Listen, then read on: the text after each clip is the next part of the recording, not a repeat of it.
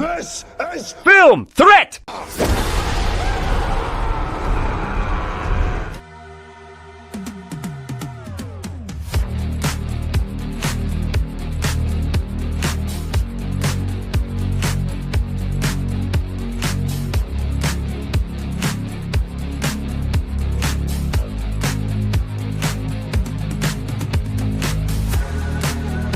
Welcome, everyone. Happy Monday. Hope you had a great weekend. Today on Versus Black Phone 2. How did it do at the box office? Well, actually, if you're at Blumhouse, pretty decent. Pretty decent. Plus, the No Kings protest. You'll never believe what we found at the No Kings protest. Everyone's talking about it. Everyone's talking about it. Plus, news, your comments, questions, and a lot more on a very special episode of Versus. So let's get things started. Let's start the show. Let me find the intro. It's right here. And let's get Alan here too. I know he's here somewhere. Come on!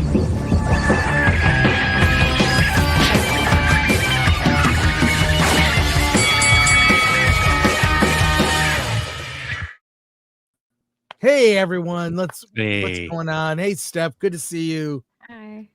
Hey, Nerd Cookies will not be here today. Rob will likely be joining us late. He does another. Birthday. He does another. It's first of all his birthday, Yeah. and he does another show before this one. He's threading the needle of doing a lot of shows. And thank you if you were watching the Nooner. Well, so was I. So if you're rating us from Gary's show, his solo nooner. That sounds a little sad. Thank you for joining us. We got a lot to talk about. Before we get to a couple things, I want to thank Dr. Gonzo, who sent me a birthday gift. It's not belated. I only check the Film Threat mailbox once a month, but he sent me an amazing box of gifts. But I'll say the best thing I have to show off was the soap. He sent me some soap. I got to go full screen for this. One-piece soap. And Alan, you're going to be jealous. Yeah. The Sydney Sweeney soap. Oh my God. No way. $300. Bathwater bliss. There you go. So thank you, Dr. Gonzo, for my birthday package. Incredibly generous. And I bet he just sent you the box and kept the soap himself. I don't know. Did you open it to see if there's like a hole in the middle or something? Just How does it smell? not used, is That's what I it? want to know. It's just, it's a fresh smell. You know, it's like Irish Spring. I will say, Alan and I were both in the same room as Sydney Sweeney. This is a very familiar smell. Yeah. Interesting. Film Threat soap when? Film Threat soap. I don't think So we can bathe with Chris and Alan every day. Never gonna happen. We'll do a popcorn bucket before we do that. But hey, thanks for being here. Sound off and plug your channel. Oh, Angry Badger, we just passed 10,000. Well on the way to obsessing about a higher number now. And welcome. We got a whole bunch of news for you. Can't wait. And fresh off your appearance on FNT, you killed it. Yeah. Thank you. Thank Great you. job. Steph, my nerdy home. Happy to be here. I'll never be on FNT because I keep teasing Gary with Twilight figures. Why are you not on FNT? She puts Edward Cullen figures in his. I know. That really I is did it probably for what it is. myself. I watched your news rant streams too. Like you're on the pulse of all this stuff. No, I tease Gary a lot with Twilight. I'll be bringing Twilight up the whole time. So. And Wicked. And please. Wicked, yeah. So, Yeah. Well, let's get to it. Let's see who's It'll be here. fun. We got some, hey, Suns and Shadows coming in Yes. hot. Shout out for 20. We paid our house off today. Congratulations. Oh my God. Congratulations. Congrats. That's amazing. Congrats. End of week is 4 years on YouTube. Wow, it's all coming up, Jeff. Great community to be a part of.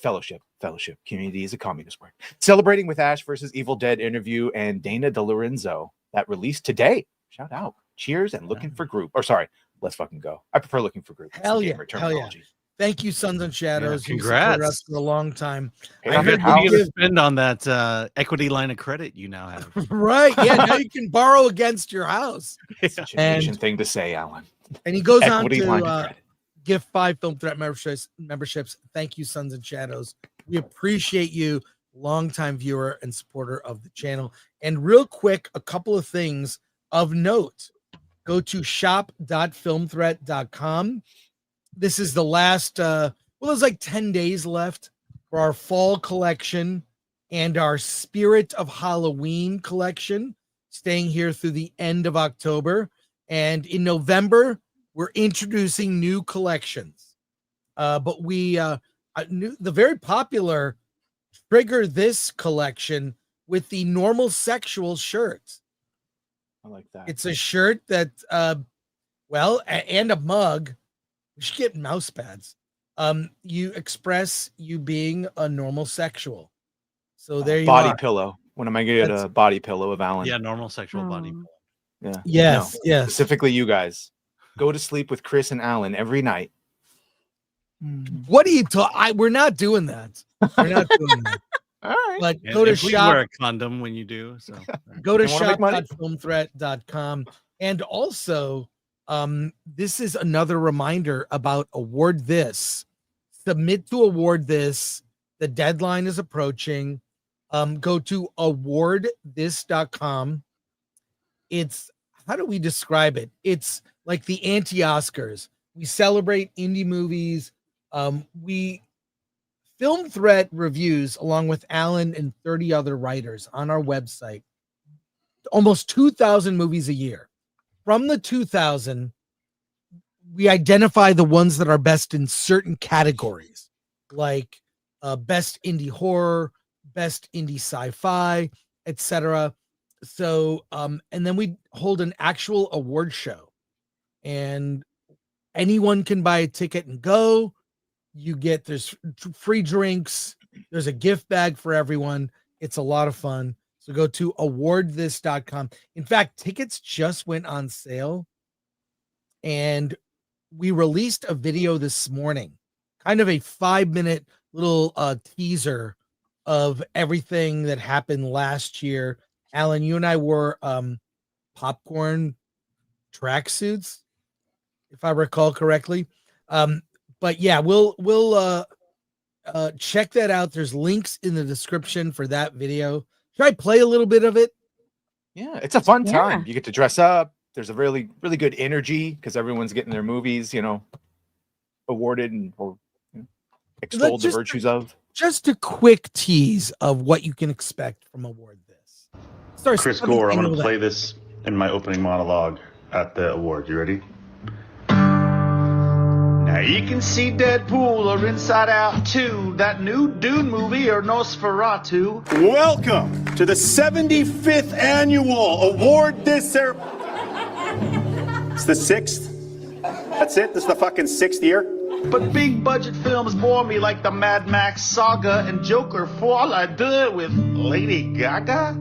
We're here for two reasons, right? One, to celebrate the work and accomplishments of all the indie filmmakers. And number two, to have a good-ass time. I spent thousands on flop after flop, from Hitman to Axel F, Beverly Hills Cop, or Godzilla vs. Kong, Planet of the Apes. I like films where the director gives an actor 2 takes, cause it's all they can afford. It's not about what your movie costs, it's about what it's worth, and this movie costs $2,500 to make. It cost us more to come out here and accept this award than it cost us to make the movie. I need another role. I know you guys can't pay that much, but I pledge this year to fund anyone's movie with no money. Keep it in there. I, a Hollywood actress, Like Kevin Arnold had winning. recently played a Japanese woman. Like Mean Girls had Lindsay. It's not offensive because I'm rich. Or Wilford had Brimley. Keep it in there. Thank you for throwing such a nice event for true indies and not studio films claiming to be indies. I'd like to also think that film threat means that what we all are doing is a threat to the status quo and a threat to mediocrity. we wanted to stay as true to not using AI and keeping it real. Independent film is wonderful. It means you have artistic power, artistic control. Film LA can blow me. Independent films always make me smile. No $200 million budget like Argyle. I like dreamers and folks who keep it funky. Not that weird Robbie Williams movie with the damn monkey. I'll take shaky cameras. Don't make me nervous. I like good storytelling and no craft service. Stolen locations, no back lots. I even like seeing booms in the shot. Cause one take's all we got. Yes! Does beer come in this later? Yes! I thought this was plastic, but it's glass. Yes! Crystal. No. Yes! So we have no fucking clue what we're doing here. Keep it in there. Yeah. Like how woke movies fucked up Disney.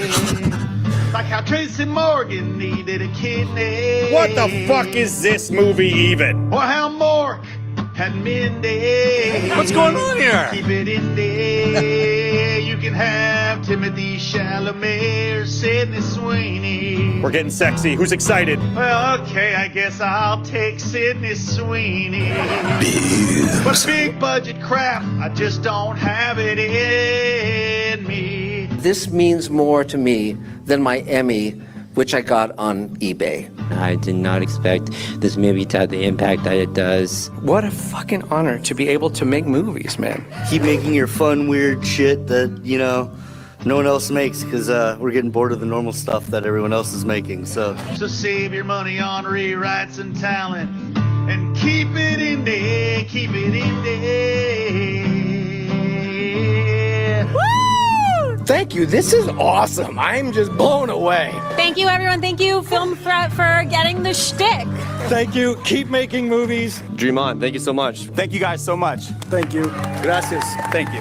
Like the Brady's had Cindy. You know, y'all make some crazy shit. And how Papa has New Guinea. Oh, wow, that was thrilling. And the Santa Andas are windy. Oh, sorry, too soon. Yeah, keep it in there. Keep it in there. We got a great show for you tonight.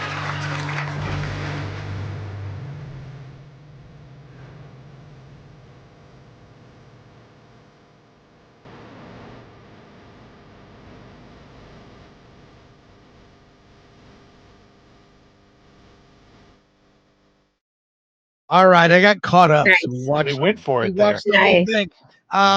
I wish Brandy Roderick had made a movie this year. I know she had a great time. She had a great time. You know, it's really fun, and it's a way to experience an awards event. But we make it cheap, and we want everyone to be able to go. Fun. So tickets just went on sale. We're not promoting on social media, only to our YouTube audience. So if you're looking for tickets, we have a limited number available to the public. And please, if you're in, it's in Santa Ana, which is Orange County, near where Alan lives. Yeah, It's pretty safe. You don't have to worry about it. It's a fun to get to see everyone in person. Yeah. Dante made me believe in the Clark Kent like glasses disguise, because when he came in, does not look like Dante until he started talking. Oh shit, Dante. And then Alan is the tallest Asian person you're ever going to see. He's fucking huge. He's a giant, taller than everyone there. Very impressive. But so yeah, nice. so hopefully we'll see you there, Badger, and along with other people. It's Saturday, January 31st, 2026. Tickets on sale now, and there you go. All right, time to get into this past weekend. The box office. Alan, some movies did well. Second weekend for others did not do so well. If you would put up the results of the weekend here, let me switch this over to us. We have Black Phone at number one, 27.3 million. That is huge. Biggest opening for a Blumhouse movie this year, over 20 million. Tron Ares, number two, dropped 67%, only made 11.1 million. Number three, Good Fortune debuted with 6.1 million. Wow. A Keanu Reeves movie opened for 6.1 million. Yes, a Keanu Reeves movie opened for 6. That's a bomb. Now, one battle after another. We may talk about this more the rest of the show. They're they're saying the movie has legs. It dropped 43%, but made 3.8 million for a total of 61 million domestic. The gross internationally is over 100 and could approach 200 million, making it the biggest PTA movie box office wise ever. Roofman at number 5, 3.7 million in its second weekend. Truth and Treason, number 6. That's an Angel Studios movie that Alan will review later this week. Gabby's Dollhouse, a movie that Alan refused to review. Gabby's Dollhouse, the movie, sticking in there at number 7 with 1.7 million.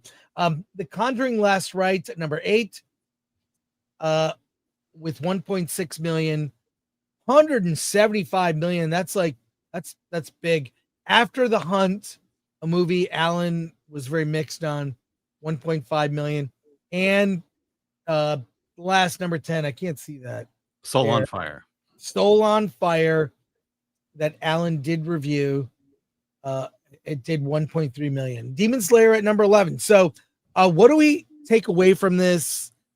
I'll say Black Phone overperformed, I think, and Tron Ares second weekend. Wow. Yeah. And let me just say, the first Tron movie, which I saw in the 80s, that also did not do well. Thank you, Robert Meyer Burnett, for joining us. Good to see you. Hello. Good to see you, sir. Good to see you all. I saw Tron, the very first movie, in its first run in theaters, in kind of an empty theater, and that movie was not a hit. Tron Legacy also, I wouldn't say it bombed, but not a hit. I think it lost like 50 mil, something like that. If we were, Tron Ares dropping this much on its second weekend, kind of sad. What do we take away? And this is a very weak weekend at the box office. I mean, cumulative did not make over $100 million. I mean, did it make over 60? Look at these numbers. It's kind of sad. What do you think? For someone like me that loves going to the theater, this is kind of depressing. Well, Jared Leto can't carry a movie with Tron. That's what they're saying. Jared Leto plus disrespecting the lore equals no one's going to see that. Yeah. I mean, it's already such a niche, property that you don't when want you alienate to disrespect nerd the lore. cookies. Yeah, when you piss on nerd different. cookies Elaine, who's the nicest person ever, you messed up. Yeah. You don't want to disrespect that fan base that you want to come and see the movie. If you're going to, go outside the lore, not include the people from the previous film, and then just, throw Jared Leto in there and make it like this completely different thing that it actually is, then nobody's going to go and see it. No one's going to go and support it. Not even the people that you're banking on coming to go and see the movie. Well, we should give Tron Ares some credit because opening weekend, second weekend is 11 million. The original Tron only made 4.5 million the opening second weekend. Yeah, but those are $80. Those are $80. Well, why does that matter? It does matter. It's all about the number. But I really don't like the way. I mean, in France, one of the things they do very well, they count admissions, not money. Admissions, money. You've got different pricing. It's so hard to estimate. Does that include comps too? Includes comps, and if you're a critic, you see a movie for free, you are counted. They count the number of people that see a movie. They count the admissions. They'll do box office too, but that is the more telling number because clearly I don't need to do math or be a whiz like Alan to deduct that fewer people are going to the movies at a time when they should be. Well, I mean, there should be excitement behind. I mean, Black Phone 2 was a surprise. I think it did better than I expected. It's not good. It's not good. Oh yeah, I went and saw it. Yeah, I didn't. I loved the first one. I did too. First one, phenomenal. By the way, real quick. Yeah. I see someone saying like blaming Leto was a genius move. Bro, we're blaming Leto because if you actually see how this got made, it was supposed to be a direct sequel to Legacy where Ares is just a character in it.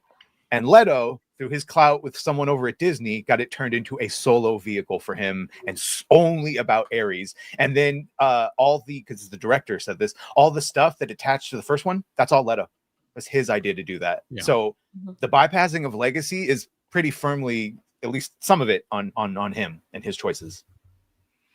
Well, but Legacy wasn't a huge hit either. I understand that. But also, in the years since it's come out, it has become a cult classic, and it is more beloved. Again, as Chris just said, the first Tron wasn't that much of a hit, but they all have their niche, and the animated we're series accepting is it pretty more. good, though. Uprising, right, and that all embraced, right, the Sam Flynn thing. And again, how they did it is the alienation. You didn't say that they were off doing something important. He just retired for personal reasons. It's a niche franchise, but it is such a cool world. Conceptually, so many things about it.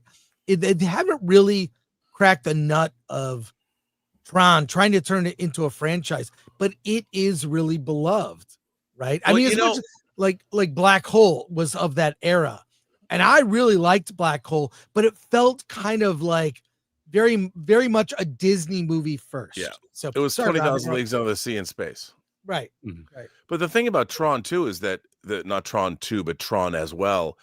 You know, the first film had some really interesting ideas about the users and the programs, the anthropomorphized programs knew that there was this world, this spirit. It was this spiritual world, that we were the gods. And what was, I thought, Legacy's biggest failing as a movie was that it didn't. So Tron, there was no internet before when Tron came out. And all great science fiction, in a way, is allegorically speaking to us. And when they made Tron Legacy, the thing that I objected to was they created this idea of the grid, this closed off world. It had nothing to say about what had happened in the interim between Tron and Tron Legacy in terms of our society, and where do the programs now think the users are? You know, where there was so much going on that could have been addressed, but they didn't do that. They made the world a closed off world where really it wasn't like that in the original Tron. You know, the MCP, there was some really interesting science fiction-y ideas. That was the Incom server. Sorry, That I was just watching it. The whole point was that Flynn recreated that in his own world, and it's a vessel for the ISOs to come in and to follow that up. I get all that, but all that Right. had nothing to say about where the world of the internet went. I mean, you talk about where the first Tron was the very beginnings of where the internet could go. And then in Tron Legacy, there was no commentary about any of that. Like you said, they created these ISOs and all that. But what about the whole idea of where the internet had evolved into? Even the idea of video games and space paranoids and all that. So it didn't. I think the reason it's never broken free, unlike, say, something like The Matrix, which is really what Tron should have been. You know, we saw that. I mean, the Matrix had already taken Tron way beyond where it's ever gone, and Tron Legacy was it was 11 years after The Matrix and had a lot less to say. Does everything need to have something to say in a political? Can't tell a story about a son looking for his father and what is life. No, they still have the religious elements, especially a science fiction story. Great science fiction does have something to say. That's one right. of the appeals of the genre in general. Of Tron Legacy, not about finding perfection and realizing it's unobtainable, but all around you. That's the father-son story. Sorry, Alan. Well, yeah, I mean, just to back you up there, you know, it is that story of a son looking for his father, a father who disappeared for some reason. And when he finally finds the father, realized that the father sacrificed his relationship with his son in order to keep the world which is not safe. The story of Tron. That was added. That was added and turned into Tron. Right. Legacy. I will agree with you, but at least it had a human story behind it versus Ares, which was just a pure action movie. And it didn't have anything to do with Tron. No, didn't have anything to say about anything. No, had nothing to say, and that's the problem I have with most modern sci-fi. Some of the best sci-fi I have ever experienced, the kind of sci-fi where I've like can't stop thinking about it, had very little good special effects. Right? I mean, one of the best episodes of Twilight Zone, To Serve Man, it's a cookbook. I mean, some great sound effects and makeup effects. But and the only visual effect in it is from another movie. It's a piece of stock footage. Yeah, Eye of the Beholder was another one. Another great one. I mean, just so many great Twilight Zones explored ideas. That was not an effects heavy show, but those resonated so much, and we're not getting sci-fi that's like that now. The problem is, I think we're living in the warnings that sci-fi gave us. We're living it now, especially with AI coming, which will put so many people out of work in the next 5 years with AI. And we'll have a topic later in the show about what's happening in Hollywood that relates to AI. But we're living in the time that we were warned about 50 years ago. Well, Chris, too, I mean, if you talk about IP, Tron and Blade Runner are really interesting examples of movies that have developed cult followings that didn't make any money. Yeah. And Hollywood took both and put a ton of money into making. I love Blade Runner 2049, but why would you possibly make a sequel to Blade Runner? It made no money. It's a movie that is not highly regarded except amongst us, the cinephiles. And yet they spent $175 million on a sequel to that movie. I mean, what was the original Blade Runner's post theatrical life like? Did it make enough to justify a sequel? Or well, I think it had a great post theatrical life. I mean, it's considered, a modern classic now, but it was always niche. It's always a niche thing. And Blade Runner 2049 was about as good a sequel as you could possibly imagine for that movie, and nobody went. It was made by one of our great filmmakers. It looks incredible. I mean, it's really an interesting movie, and nobody went, and beautifully crafted, and nobody went and saw it.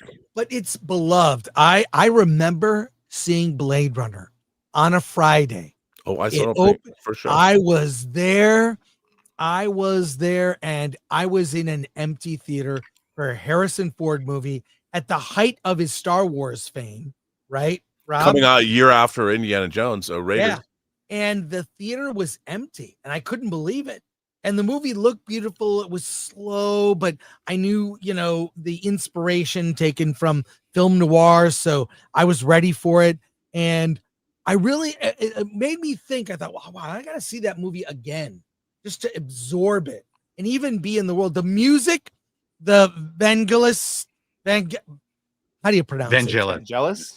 It's not gel, it's gal. It's a hard G. It is gal. Okay, Vangelis. Soundtrack. Rest in peace, by the way. Loved it. Yes, loved it. Everything about Blade Runner. Loved it. It felt it had that verisimilitude that I know you love, Rob. It's still to this day. It's probably the most influential movie ever made. In terms of what came after, in terms of the way it, it's interesting. Tron Ares was shot by Jeff Cronenweth, the son of Jordan Cronenweth, who shot Blade Runner. That's why they made a sequel, by the way, to Blade Runner. What you just said, yes, because it might have not been the greatest at the beginning, but it added so much to culture and video gaming and the iconic. Oh yeah, graphic, I mean all that. But in terms of money, like in terms of, you still have to ask yourself, they're looking at IPs without asking. It's just because we can do a thing, should we do a thing? And you look at something like that and go, I'm sure that no one, I mean, I agree with you. Blade Runner is such an influential movie, but it still didn't make money. And so when does somebody decide? I think there's a huge disconnect between people who decide whether or not they should make a movie, because we live in an insular world. I mean, the rest of the world does not care about movies as much as we do. And the people in Hollywood's world is even more insular, so they're not making decisions necessarily on whether or not they should resurrect these IPs based on anything other than the fact that, well, everyone loves this, don't they? But what is the economic reality of it? Here's the important question. With this line of bad sci-fi we're being introduced to, what does that say about the opening weekend of Project Hail Mary? Oh, that movie concerns me. A long time ago. Did you guys? I'm telling you, unless you get a miracle, that movie is not going to be a blockbuster. It is so niche just from that trailer that is apparently not even indicative of the actual tone. I don't know, man. Recent trailer is. I think the recent trailer gets the recent. Okay. I think that movie, because the book is the book is so good. I think that movie is going to be huge because of the story. Because of it, it's going to be ET for the 2020s.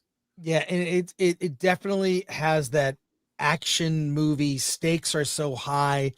It's not just the Earth; it's a galaxy, right? There's so many stakes with it.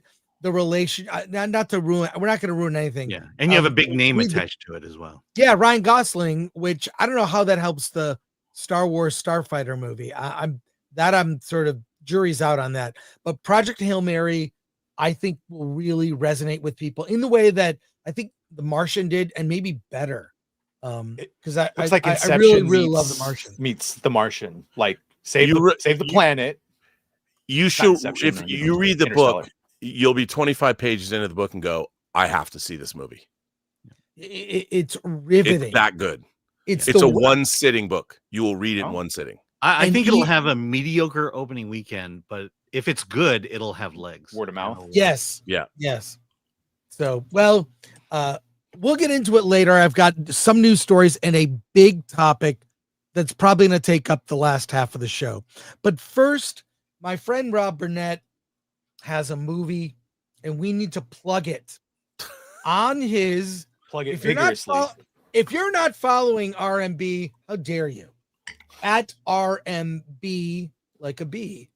Join us for the public world premiere of our latest feature film, White Devils, Halloween week, Tuesday, October 28th at 8 at the family-owned Gardena Cinema. Support indie film. Tickets are on sale at Eventbrite.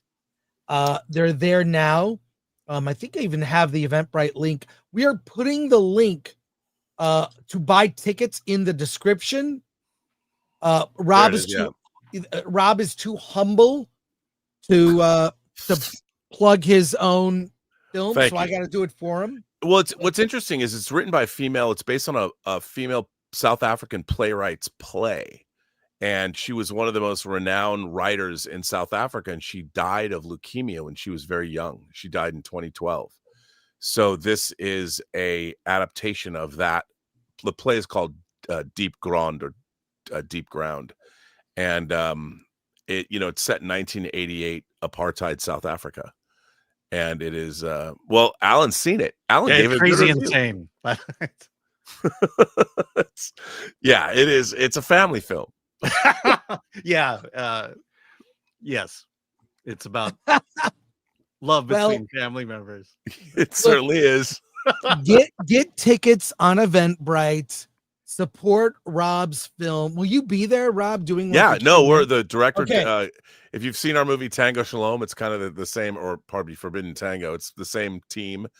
And some of the actors are going to be there, and we're going to have a Q&A afterwards. And the Gardena Cinema is it's owned by the Kim family, and they've owned it since the 70s, and it's a single screen 800-seat movie palace. Wow. And they do all kinds of interesting events there. They've been showing they're showing Army of Darkness there, I think tonight. Is it tonight or something? And they've got all these different events leading up to Halloween. They're a really cool theater. And I wanted to do we weren't going to do any kind of a public premiere. And I figured, wouldn't it be cool to do it Halloween week and just do it? Especially because Alan is the only person who's seen it and gave it a great review. So I've been using it in the trailer. Absolutely. Good. Okay, let's make sure this is a packed screening. Go check it out. Link in the description for this show. And another, if I could. And don't bring your children.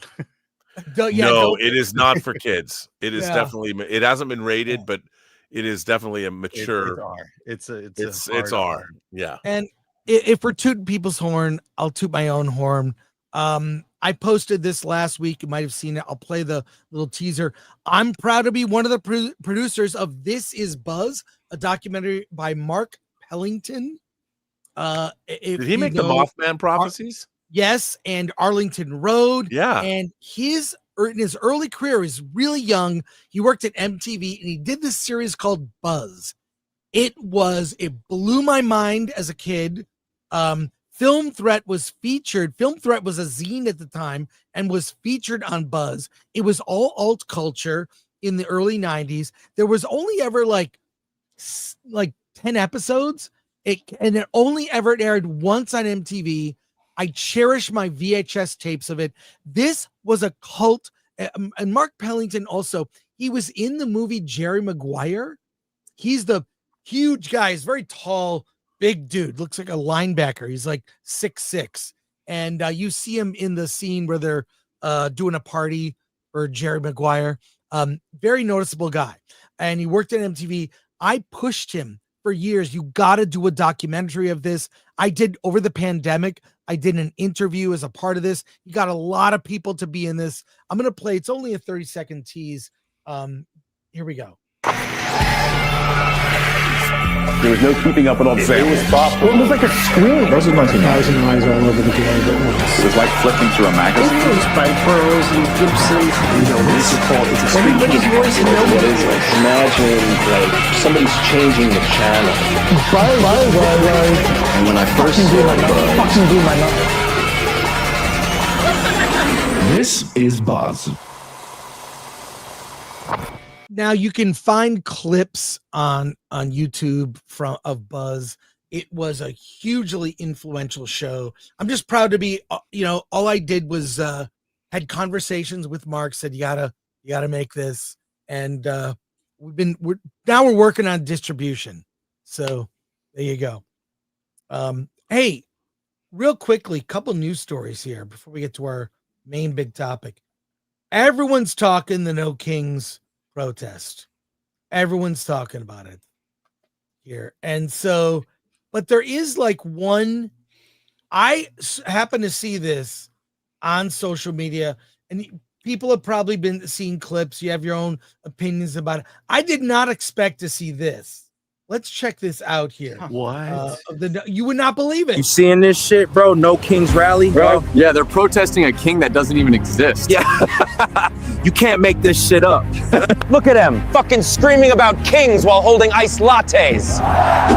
Nothing says rebellion like gluten-free rage, bro.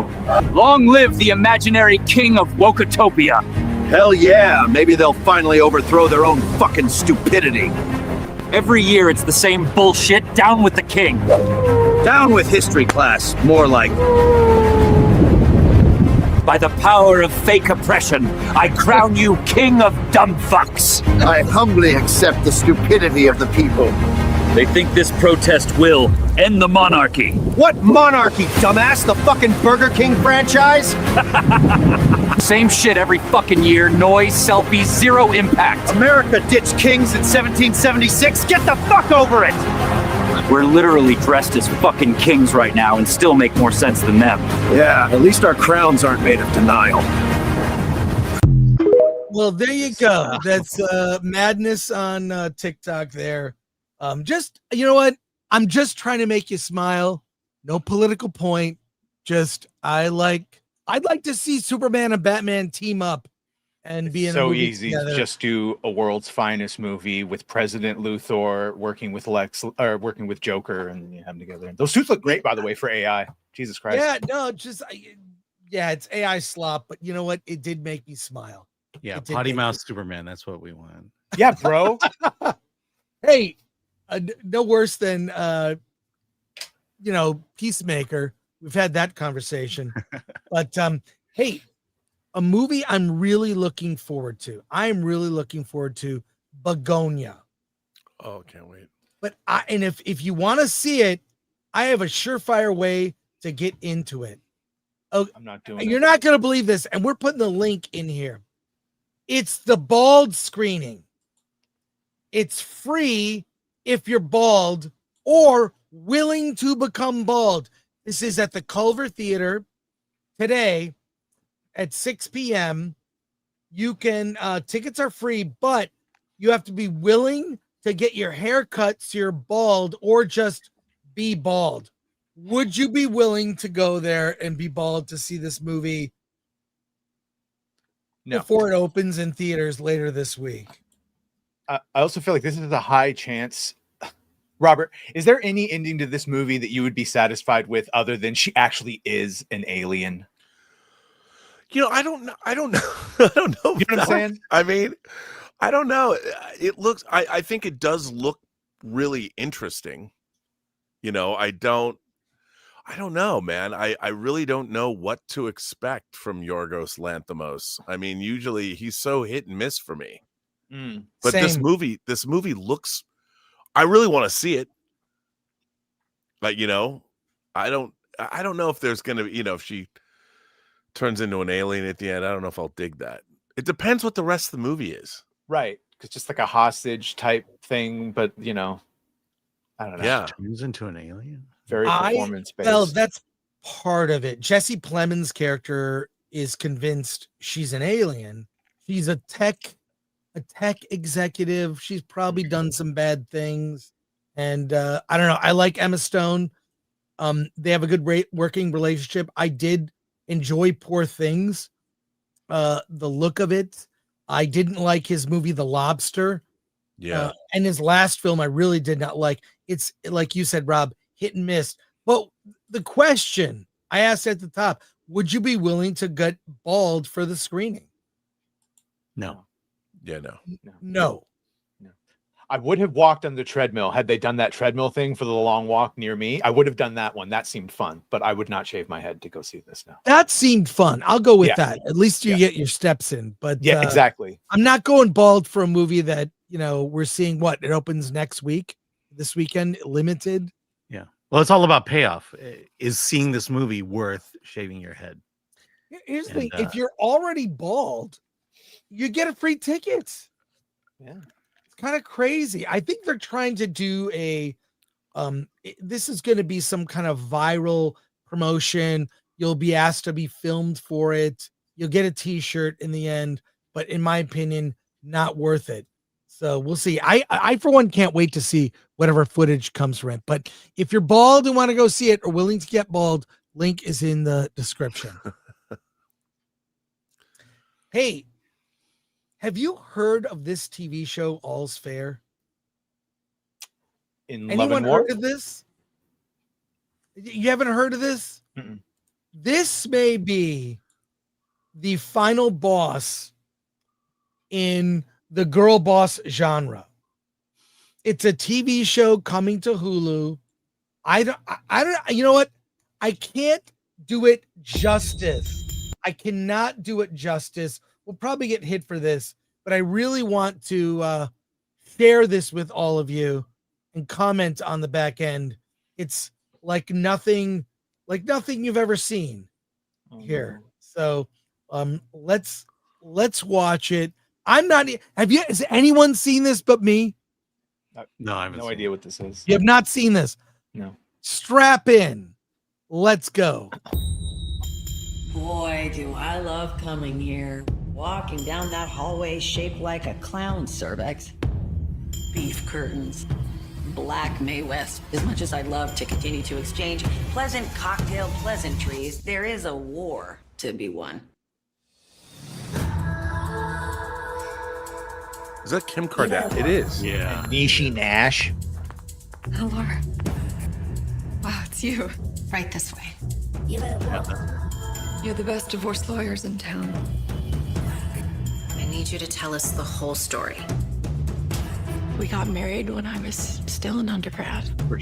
We were in love. It was all perfect. Except for this one small thing. I trusted him. Oh no, How Elizabeth did Berkley. this Wow. Happened to me. She's not getting. Okay. Men, they are terrified of women in power. And women besting men in divorce? No. God, I love my job. I tell my clients every day. You never really know a person.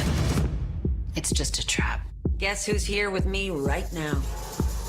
Chase, say The man. bye-bye to your future ex-wife. Bye-bye. See you in court, you poor discarded. Let's light her on fire. It's showtime, lady. You are the victim here. And every tear you shed is $100K in your pocket. Make it rain. Here there is no safe word. You can't tell us to stop. you infertile, career-obsessed. Stand up straight and breeze into that room like a storm no one saw coming. You are not taking so much as a ballpoint pen out of this building. Enough edging, counselor. Let us come already. 11 War. Before you comment on my new appearance, please know that this look is mine. Nothing more than next Halloween's costume, where I will be dressing as a whore lawyer. You better walk. Hey, that's great. It's coming out. What do you guys think? And there is another trailer that I think is even I'll try to find it. What a cast, though. Yeah, Robert and I watched for Elizabeth Berkley, I think. I know. Here's the thing. I would write this entire series off if it weren't for the fact that it was made by Ryan Murphy. Right. Something tells me we're not seeing something. Something tells me that there's something underneath everything that's gonna be amazing. And I don't know what it is. Meryl Streep. Is that Glenn, Meryl Streep or is excuse that me, Glenn Glenn Close. Close? I always fucking in my head dyslexic. Yeah, Glenn Close. That's so weird. It's an amazing cast, but didn't Kim Kardashian try to be a real lawyer and then not? So she's playing one on a TV show. Is this? I don't know. What are your guys' thoughts? I initially when that trailer came out, I saw a lot of people excited about it. Like they were like, I'm seated, but they did not like Kim Kardashian in this role. There was a lot of backlash to her casting. They were like, why does she have to be in this movie? I think she went ultra meta because didn't or method, not meta, method, because didn't she like become a lawyer? She's an actual lawyer. She got her degree. She got a law degree, and now she's playing a lawyer on TV. Doesn't she do that because she tries to advocate for fucking prisoner release? Yeah, she did. Okay, yeah. Which she got. Yeah, actually. But this movie is like I feel like it's kind of like the First Wives Club, just with a bunch of lawyers going after all of the husbands. You notice at the beginning of the trailer, it was women of a certain age who were divorcing their husbands and taking them for everything. And at the very beginning of the trailer, they had like a vagina joke. Towards the end of the trailer, they were calling each other whores. And I think that this show is going to be a lot of that. Yeah, I think it feels like Glengarry Glen Ross for women. It's foul-mouthed, cruel, mean, catty, and it's probably going to be huge. I think it'll be huge. Yeah, it's going to be extremely catty because it's an all-women law firm. It's an all-female law firm. That's the whole basis of the. It's a series. It's a series. It's going to go on. Oh, like I said, I'm interested in seeing what Ryan Murphy's take is on the show. Well, do you want to see more? To me, that's going to say There's another trailer. This came out 5 months ago. Let's Super Chat, stop this. Super Chat says we'll stop it. Yeah. If you want to, okay, check it out. Deep breath. Tell us your story. It's been a lot. I'm sorry. No. We don't meet with sorry people. I was a Las Vegas showgirl. You know what a girl's best friend is? Not diamonds. Her lawyers. Look at these outfits, that big bow. He hurt you. Get mad. Get hot. Get revenge. What do you ladies think you could possibly hit me with that I haven't seen before? You're right. Everything we're going to show you today, you should be intimately familiar with. This is sick, and we are done. And the first thing that I'm going to do is file. It's our own boutique. Women representing women. We're not the only ones to suffer abuse. Plenty of women inflict it. Don't they? Tits up.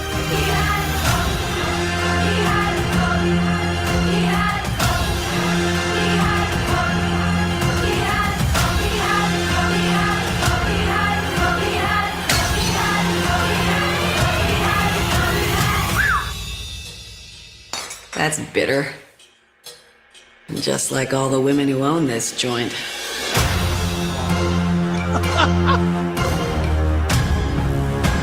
Oh my god.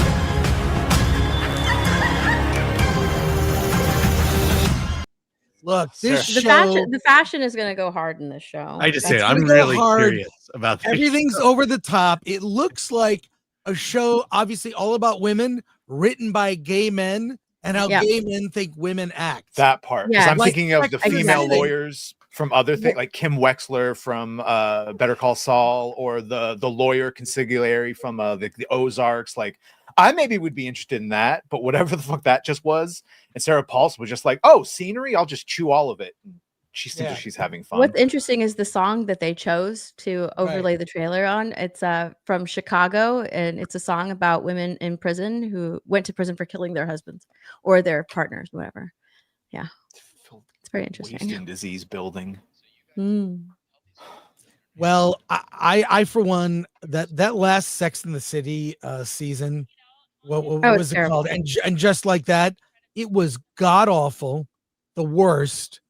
And I hate watched it and laughed my ass off. It's bad. This looks like it's topping that. Man, there you go. Yeah, but look, it's from the guy who brought us Nip Tuck, American Horror Story, and what was Glee. This one, yeah, Glee, and there's another good one here. The monster, the Jeffrey Dahmer story. Yeah, so based on that alone, I think it's gonna. I think it will at least get eyeballs on it. Yeah, it'll Hey, have a good start. Yeah, let's go to soups, and then I've got a big topic to get into. This is my favorite of all of these versions because there's a couple different ones. Mick Gore for 2 because he's red haired. Hail all, especially Alan. Alan. Well, thanks, and thank you for not saying that Mick Gore quickly. Axel's Abode, remember, for 14 months, even at 97 minutes, good fortune dragged, in my opinion. Yeah, dude. Yeah, Alan and I sat next to each other, and I leaned over. I said, "Streaming movie." That's what I said. The Raven and the Writing Desk, remember, for 28 months. Hey, thank saying you. He's here. Hi. Appreciate Von you. Max for 7 months. Do you include Screen Unseen in your movie number list? It counts. It counts. I go to those a lot, and they end up being very average movies. Although we did see, what did we see? Rob, I think I gave you a heads up on a screen. Life of Chuck. Life of Chuck. That was probably the best I've seen of those Screen Unseen. Yeah, I just bought that on 4K. I just saw Alan and I saw Mark Hamill at Newport Beach Film Festival. Yeah, you yelled at him. I didn't yell at you him. yell at him. I He just walked said- by and you yelled at him something. I didn't yell. You did, yeah. It wasn't. I shouted something. Anyway, Did you shout in his general direction? No, I did not. No, it's something respectful, but you did yell. Zuki for 199. Who else is excited for Chainsaw Man? Yeah, Reza Ark. Are you excited, everyone, for Chainsaw Man?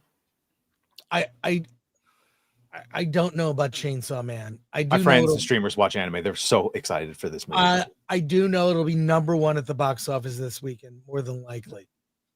More than likely. It will be, yeah. Anime is mainstream now.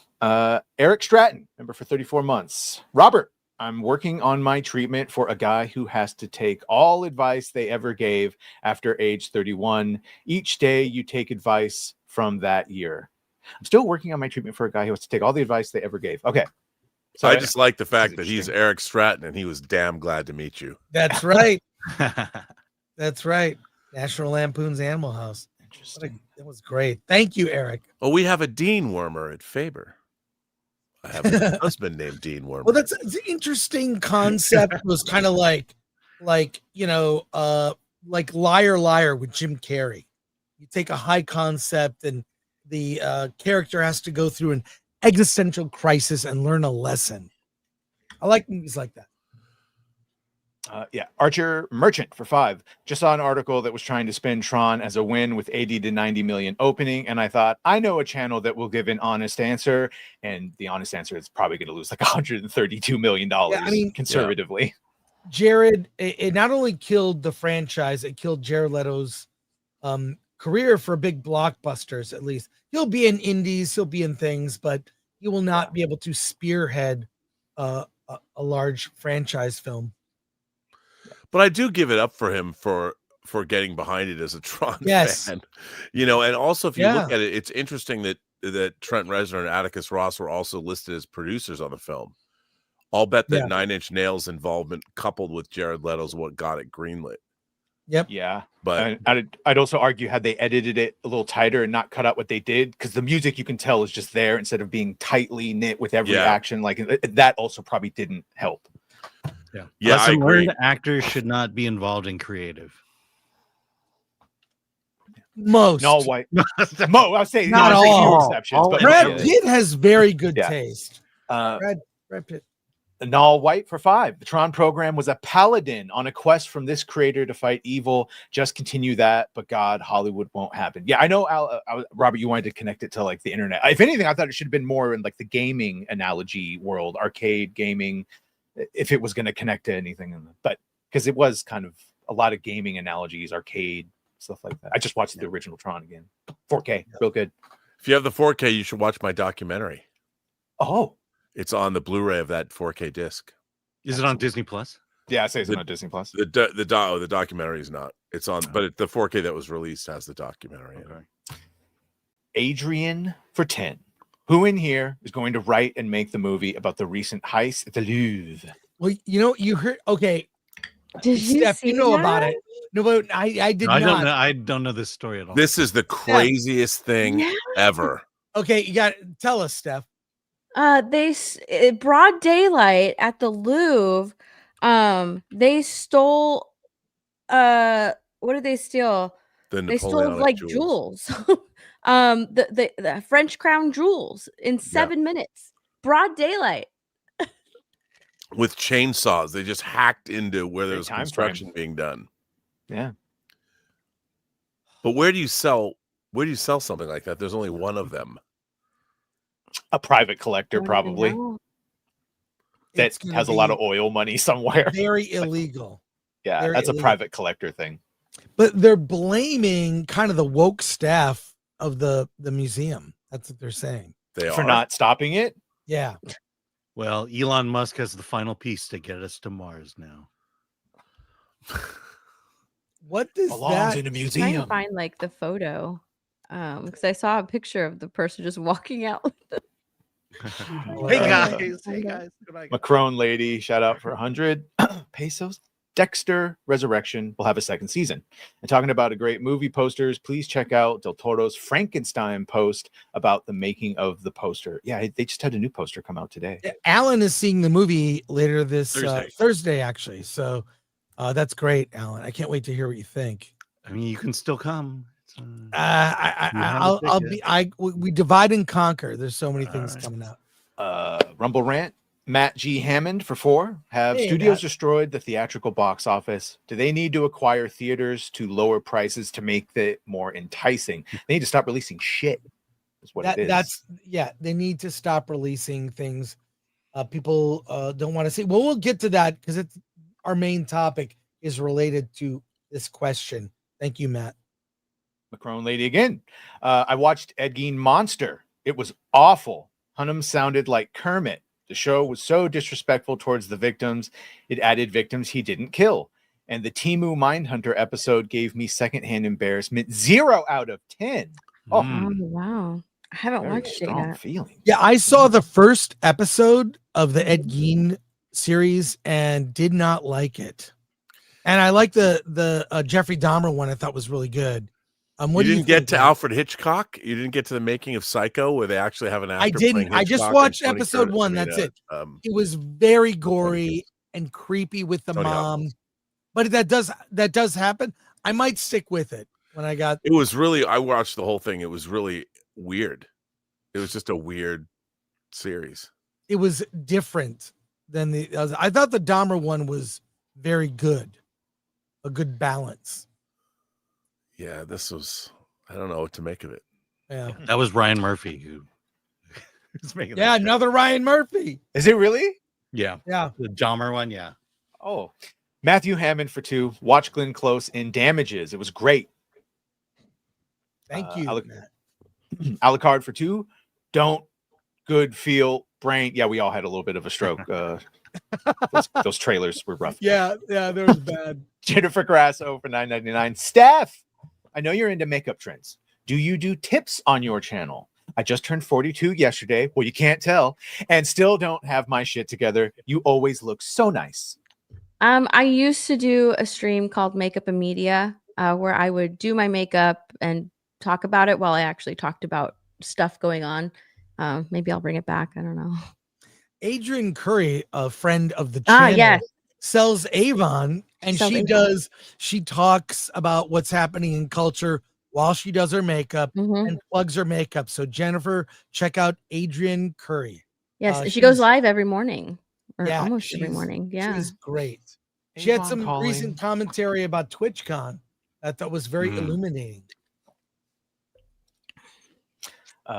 Alucard for 2. Watching Brain Cells Lost Some trailer. Alucard, I hope you're okay, man. It was the Hope back you're to back. okay. Ray, shout out Glendinning. Member for 15 months. Please make it I stop. wish we'd seen these sooner. Thank you, Ray. Wish we saw these sooner. We might have been able to stop. Logan Misiak for 5. Rob, what are your personal opinions as to why Tron Ares flopped? Personally, I think it wasn't that great of a film, and they waited 15 years after Legacy. I think you've said it yourself. It's right there. I mean, Yeah. like Badger said, there were plans to do a direct follow up to Tron Legacy that just didn't happen, and I think that they probably should have done that. Yep. Okay. And Logan again.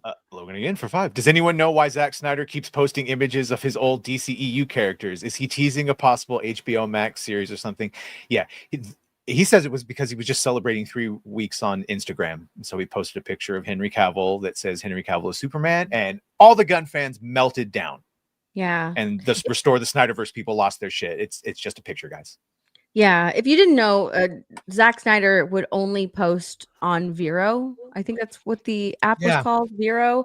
For some reason, that's the platform he chose, and that's where he went. So now he's like joined Instagram this past month. So yeah, I don't know why, but Also, the fact he did it just happens to coincide with all the news of Peacemaker season 2's bad ratings and Superman and the Forbes article losing 42 million theatrically. So everyone's like, Just read a into it little what bit. you will. Yeah, just a little bit. We do a little trolling. And then we talk about Rebel Moon. Yeah. Just Oh, it's drive so off, bad. Well, thank you for that. Hey, I have a big topic I want to talk about. Pop culture peaked in 2008. Matt Walsh, if you know who he is, he's a commentator for the Daily Wire.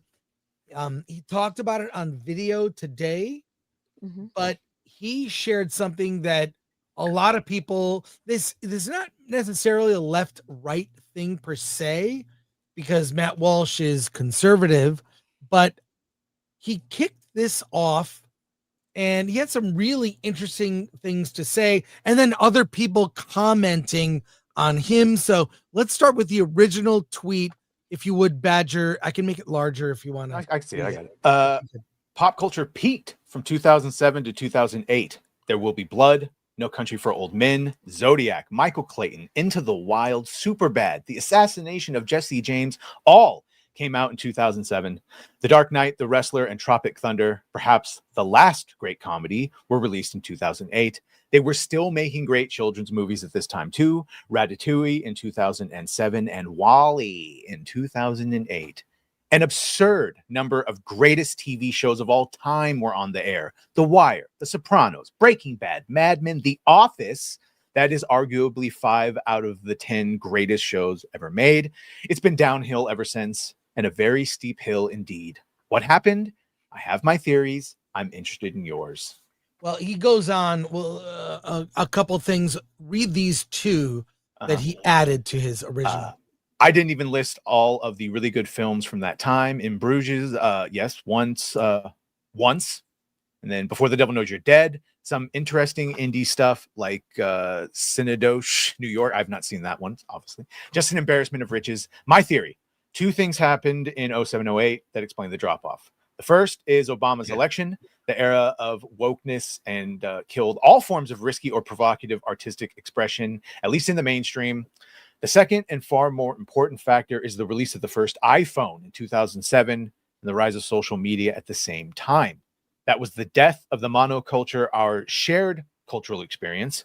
Now the culture is fragmented into a million pieces, driven by algorithms which are designed to feed us a nonstop diet of lowest common denominator slop. There's a reason why music peaked a little earlier than movies and television. The fragmenting of the music industry began with Napster and file sharing services almost a decade before. The music monoculture had already mostly died by the time movies and TV were peaking. By 2012, it was over. Now, I'm going to show you one of the responses to this, but I want to hear what you guys think. When he says peak, it doesn't mean that since 2008, some really remarkable films have not been released. There have been quite a few, but at the time you could expect in any given year, you could expect a lot of great films. You'd have a top 10 list. I can't for the life of me come up with a top 10 list for the current year. I can't come up with it. And top 5, I'd be stretching it. Now the movies are now all out. We're nearing end of October, but it's getting close. And I talked to colleagues in the CCA. That's the organization Alan and I are both in, Critics' Choice Association. And the people keep asking, what have you seen that's great? Not much is the answer. What do you think about this take? And I want to show you one of the more astute responses, but go ahead. I'll add one more to 2008 was also the housing crash. And and like me, people didn't have money. And when people don't have money, the studios don't have money. And so now you can't you can't make as many and you can't make them as good. But also movies take 2 years to make, if not longer. Yeah. And so you're looking at what's really interesting is to see like one of those movies, There Will Be Blood, was Paul Thomas Anderson, and you have Paul Thomas Anderson's movie One Battle After Another in theaters right now that I think Matt Walsh would say is diametrically opposed to the Paul Thomas Anderson movie he's citing that he loves, even though no one seems to understand that One Battle After Another is a loosely based adaptation of Thomas Pynchon's book Vineland, which came out decades ago. And it's such a weird, I would say that cultures from your perspective where you're looking at it, but he's right that if you take that list and just look what happened to people, David Fincher's no longer making theatrically released films. He's working for a streamer.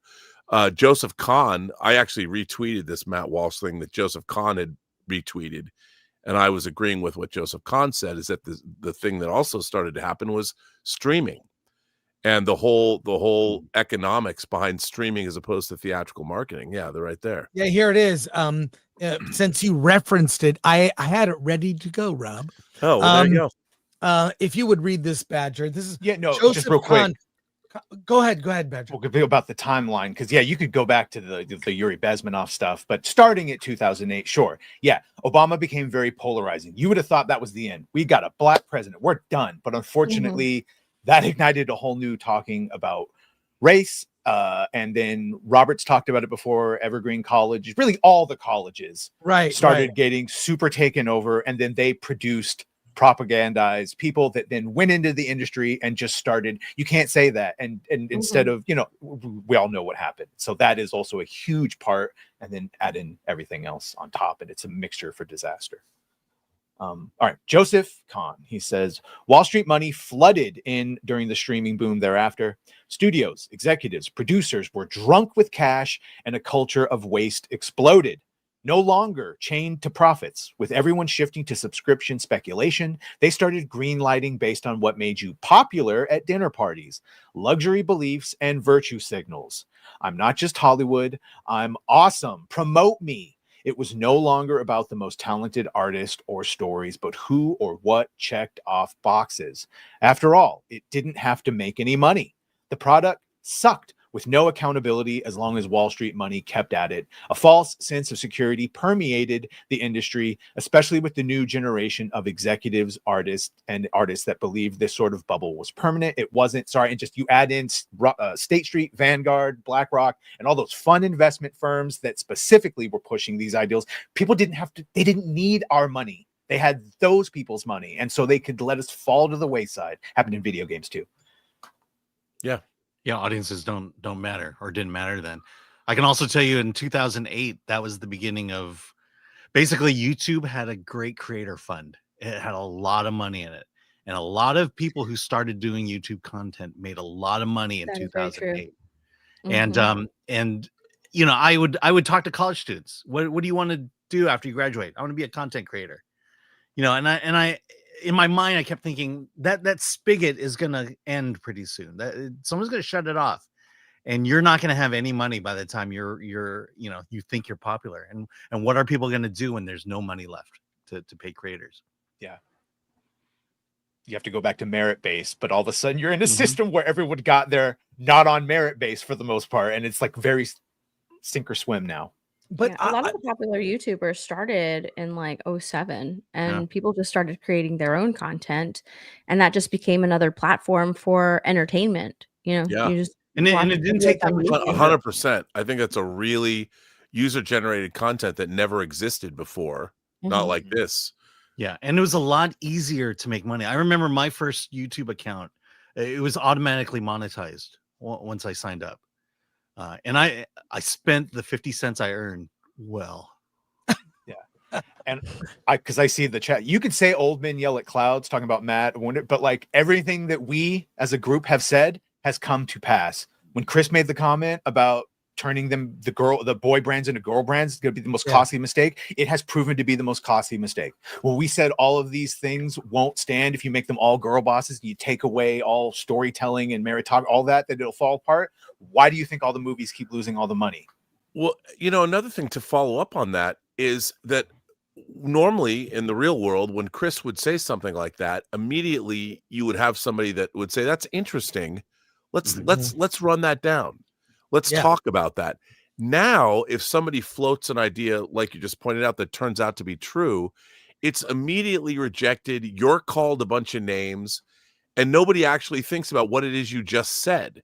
Yeah, which was already at that point proven true with the character of Rey centering the Star Wars sequel. We just trilogy. hate women, Rob, and we were upset that he didn't give it to him. Like, that's the thing that I've found the most disappointing is that people can't float ideas anymore and have a discussion about them. It immediately suddenly polarizes everybody, and that person becomes a pariah, or that person becomes, you know, it was really interesting. Speaking of Matt Walsh, I answered a question. I read an article that was, I think it was in science.org or something. And this article, it was a long-term study of the differences between men and women. And while we've known this for a long time, it had a lot more markers about why women live longer than men from a scientific basis. And I'm like, I finally have an answer to what is a woman. What is a woman? Is an adult female of the species that will live longer than the male version of that species. And that's a scientific based answer that I can sit there and now I can say that no one can get mad at that because they're looking at the scientific. I mean, the of course that doesn't get into the realities or whatever you want to believe. This is a scientific study that proved this. And I think that if I were to say it, I was saying it in a humorous context, and I finally have the answer, but people get mad at reality. They're mad at reality because they would rather their feelings, you know, we don't care, truth or facts don't care about your feelings, but it's true. And somewhere along the line, we made it, not only do people not care, but they're offended by truth. because to them it's a lie because they got their own reality, right? But that's a bizarre, bizarre. Like if you're in a house that's caught fire, you're not going to ever say to somebody, you know what, we really shouldn't leave. Let's stay here because I don't think the house is going to burn down. Yeah. I think it might not. I mean, it's such a weird world that we live in, that where did people's opinions and feelings, why do they supersede the reality of what you know? And by the way, why would reality suddenly become offensive to people? That's what's really weird to me, is that just Rob, we've had so many throughout the years, incredible like conversations over long dinners, at barbecues, at hotel bars, at cons, or gatherings where our mutual friend John Schnepp, who we all love and lost in 2018, we had a conversation that lasted like 30 years. Right. You know, we met in the early 90s and we just picked up where the last conversation left off. It was like a podcast that lasted decades. And I love to talk ideas. I love to have my mind swayed or learn about something. I don't know about that franchise or ideas or this book. I found out about Project Hail Mary from you and Elaine at Nerd Cookies. Didn't know about it. I just missed it. I don't know everything. And then immediately read it and was blown away. So I love and we could talk. I'd love to have a whole conversation. I think there's a sequel to that book that must be written.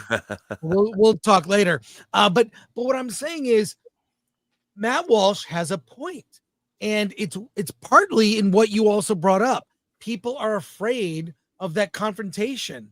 So difficult ideas or ideas that they're afraid will be challenged aren't brought into the conversation, or even like I believe that, yes, there are some old stereotypes, old Hollywood stereotypes that were probably overdone, right? The damsel in distress, it's been done.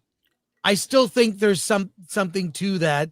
It's been overdone, but there's an overcorrection of we don't do damsels in distress or Disney princesses.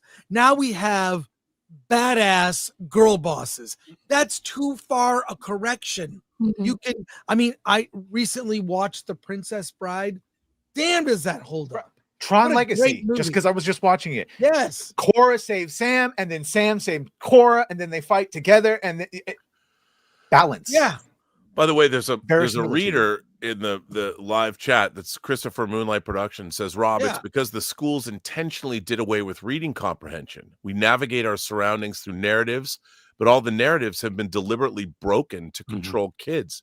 I would agree with that. I mean, if you read about how many Ivy League students, they can't concentrate and read an entire book because they never had to do it in high school. And there was I think it was in the Atlantic. I was reading this article. I'm thinking to myself, this is insane. And I think, look, I use Star Trek as an example. Star Trek has become so bad because it's a science fiction show being made by people that don't understand the genre of science fiction. And they're like, we got to make this like Buffy. We have to make this like Angel. We have to make this like anything other than what it is, which is Star Trek. And no hope for the future. So there's underlying current of just.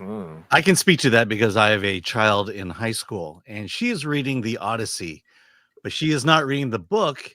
She is reading excerpts that the school is giving her to read.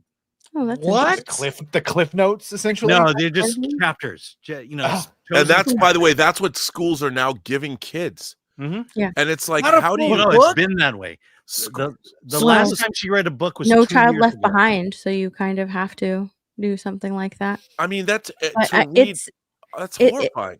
Yeah, absolutely. Conversations are all well and good, but it's impossible to have them with a brick wall.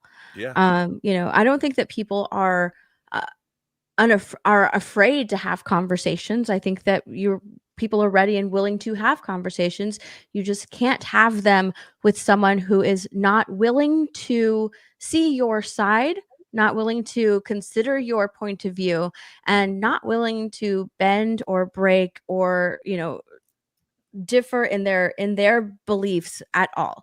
So it's basically you're having a conversation with a brick wall. A lot of these students, have a lot of people on the left have replaced morality, religion, whatever, with ideology, with everything that they've been taught. And they've been taught that anybody who has a different opinion than theirs is their enemy. It's basically their political enemy, which is why we see people celebrating Charlie Kirk's death, things like that, because they see him as a political enemy who needs to be taken out. They've replaced morality and, willingness to have all of these conversations with their one point of view, and they're not ready or not willing to have any type of conversation like this. It's why you have so many people just yelling at someone who's just trying to have a conversation, and they don't want to have that conversation. They end up yelling at them. They call them names. They call them slurs. They call them whatever they want. And then they either get violent or they just walk away. So it's impossible to have conversations with those types of people. You need to have an open mind in order to have a conversation, and they just do not have an open mind. And I think that when these types of people go into the industry, it's not that they don't understand the property like Star Trek and Star Wars. It's that they don't care. They only care about their ideology and putting that into whatever they're creating, because I don't think that they're creating anything. That's what they care about. Here's where it gets scary, because when Chris, you made the comments about Star Wars and Marvel being a boys brand now being a girls brand, you were presenting a provocative thought and by provocative meaning it's to provoke you to think about it, to think about what is said. Nowadays, I think what people don't want is for others to think about things, to take an issue and just kind of figure out what are both sides, what do I agree with. It's you believe this or you don't. For example, it's insane to me what's going on with John Fetterman. He votes 97% of the time with the Democrats in the Senate. Yep. 3% of the time he doesn't, based on principle, and they want to primary him for that 3%. Before we move on, I wanted to say something. It's two things about the reading comprehension. First, this is a very old problem that there's. Both of these are George Carlin things, but one is when he had a whole bit about first it was Head Start, then No Child Left Behind, Head Start, Left Behind, someone's losing ground. And that has only increased in the 20 plus years since that joke, where I'm seeing teachers and like every once in a while a subreddit for like whatever will pop up and you'll see them. She's in middle school and she can't teach the kids because none of them can read at like, they're all in 3rd and 4th grade level. And that goes to the other George Carlin quote that's always stuck with me is the quality of people's thinking can only be as good as the quality of their language, because we think in language. And so when these kids don't read anything, they don't have any vocabulary, they don't have to think about things beyond basic bitch level. This is what we get. You just go straight to anger and hitting because they don't have any way to verbalize. Absolutely. And you see it all over TikTok with the TikTok teachers that that actually care about their students and they care about students' progression. Going on TikTok, really worried about these kids because they'll be in high school. The teachers will be teaching high school and their kids can't read past like a 3rd grade level. And it's very concerning for them. They have no attention span, especially you see that with the elementary and middle school kids. They don't have the attention span to stay focused on a lesson. They don't have they're not retaining any information.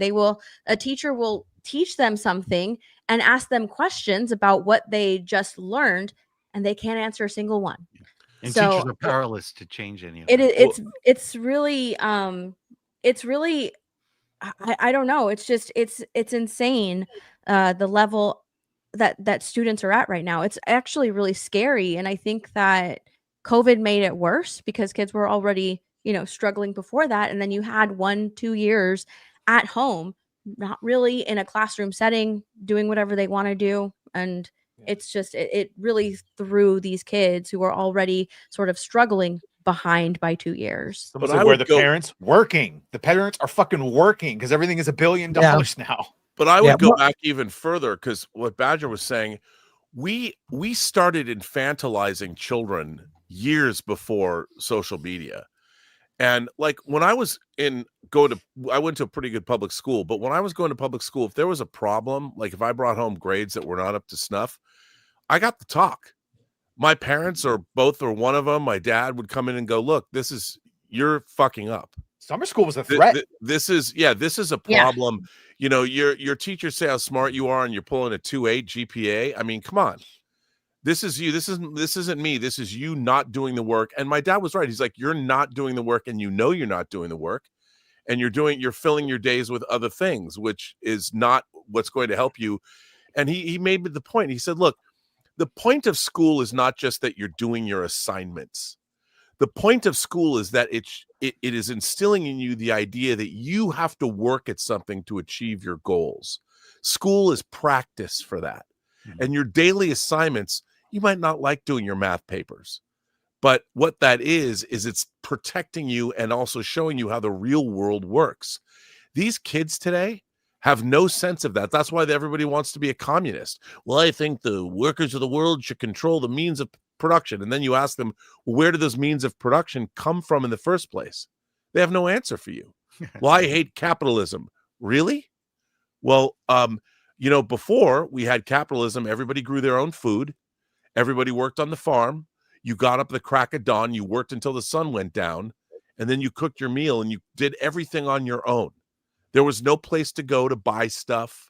You want to go back to that way of living? And nobody does. But nobody even seems to want to put in any work. If anybody's uncomfortable in any way, then they lash out and they don't. I mean, what is that? Where is that going to lead us? Real quick, I was fortunate to be a reader as a kid. Me too. Not only comic books, but lots of books. Roald Dahl in 3rd grade read, everything. Willy Wonka, The Chocolate Factory, and the sequel, The Great Glass Elevator. Danny, the Champion of the World. James, the remember your first book? Yeah, all these books were. James the Giant I love them, but it was habit. The Giving Tree. Mother read to me and my sister, and Sunday was reading newspapers and books, sitting on the couch. The rabbits. It was a habit, and I passed it along to my kids. I read them books, and then they got interested and read their own books. But there's a point that Matt makes in this thread that we've overlooked, and that is what this has contributed to is us not being connected by culture, meaning one thing that we all experience and then discuss, whether it be music, bands, a popular book, a movie that connects us, some positive film that we've all seen. And you just, and sometimes I remember seeing Dances with Wolves in the early 90s when it came out. And that movie was big the year it came out, whatever you think of that film, but it was something you could discuss, right? Like you knew everyone would go see it. So many of these movies we talk about here on Friday, our lowest views of any live stream Alan and I do is on Friday when we review all the new movies in theaters because no one cares about them and people don't see them. And I mean, you saw Black Phone too, Rob, but there's not that motivation to go experience, here's the big thing. And when I look at past years, take any weekend from the 80s and 90s, it's unbelievable what we The had. Matrix ended up being right. Like, when in 1999, when Morpheus explaining to Neo and he shows him, here it is, the peak of civilization. I used to think that was, whatever. But now as I get older, it's like, well, that is not exactly wrong. It's all, where is the culture connecting us? It's not. It's not going this way. It's going this way. It's going down. Look, there are more YouTube channels and YouTubers talking about movies than movies made in a given year. Like there's about 8,000 movies made in a year. Anyway, sorry, Steph. Oh, that's okay. I was going to agree with Justin in the chat. I was thinking Game of Thrones was the last time that I really remember like getting together with friends and watching the latest episode of Game of Thrones and then talking about it afterwards. Like we would have Game of Thrones parties, we would get together, watch it, and then talk about it afterwards. That's the last time that I remember talking about something that was good until it wasn't. But that's the last time. Now I think that like it's once in a while you'll get a really good thing, but I think that the reason people are kind of staying away from the movies is because of the stuff that's being put into it, and we live it every day. We want to go to the movies to escape from everyday life, from being reminded about all the crap that we have to deal with on a daily basis. And the fact that you go into a movie just to be sort of reminded about, every day, all the stuff that's happening on a daily basis, it's not really an escape. So, and people want to escape, and so every now and then you'll get something great like Godzilla -1. You'll get by the way, from a different culture, something like that. That's like, But, I I mean, mean, not an American, not an American movie. Not an Best American movies movie. are always foreign. Even a anime's doing so movie well. you would expect we could all be connected by is tainted by modernity. I mean, I look at the way I'll connect it to Dune, the way that Shani's character is changed, like completely, by doing that, by making her not a big supporter of Paul. It changes the whole. I don't know how they will wrap it up. It's not going to be what we're going to see is not Dune Messiah as Dune Part 3. It's going to be an amalgam of how Denis changed the story. He's going to use elements of Messiah and probably children of Dune as well. And what they did to Chani was wrong. It changes everything. Well, and it's funny. Go ahead. No, go ahead. Well, I just watched Dune again. There's talk about peak verisimilitude, but what's interesting about the end of that film as opposed to the book, in the book, when Paul says he's going to marry, Princess Irulan, and there's a great scene between Chani and Jessica at the end, where Jessica's like, "We're both wives. We have to do our duty." And what's going on is part of the culture of, the Landsrat, and you guys might be in love, but Paul's marriage to Princess Irulan is that has to happen, and she's kind of resolved to that fate. But in the movie, in Dune 2, as soon as Paul says, "I'm going to marry you," it's like Chani has no understanding or recognition of the culture, and she's just mad because, "How dare you give up our love, Paul?" And that it's such a betrayal of what about the culture that he's portraying. It's so modern for her to get all upset. Yeah, Elaine really needs to be here, Nerd Cookies, to go into this. But that's the one thing I'll quote her, and I agree with her, is that the one thing about the Dune books, horrible things happen to characters. Awful, terrible, torture, like the worst. The most pure thing about that book, the one glint of hope, was their romance. There was such dedication and love. And that made the books endearing because that was the shining light, was the love of Paul and Chani. When the last shot of Dune Part 2 is her, I foresee other changes happening that are not as good. But this is what I'm saying is even something like Dune Part 1 and 2, which I did really enjoy, is tainted by the obligation for things to be of a certain way because you can't take risks. And a lot of that is, I don't know, it's something I think other cultures don't care about.